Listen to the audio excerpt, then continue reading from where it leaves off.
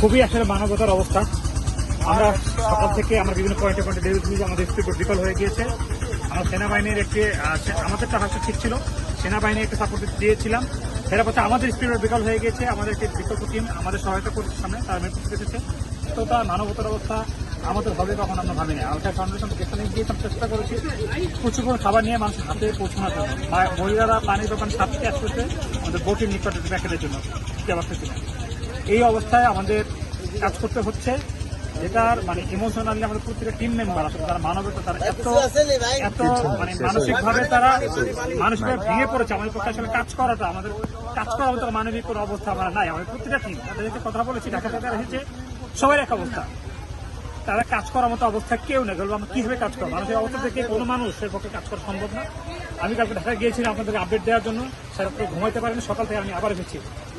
প্রত্যেকটা টিমের এক অবস্থা, প্রত্যেকটা টিম যারা কাজ করতেছে, যে রিমোট এরিয়া যারা কাজ করতেছে, বিশেষ করে যারা আমরা এই ফেনী থেকে অনেক দূরে স্কুল বিকল এবং ট্রেন নিয়ে যাচ্ছে, আমরা জানি আসলে আমরা কখন যে পৌঁছাবো। সন্ধ্যা ইতিমধ্যে বৃষ্টি নামতেছে।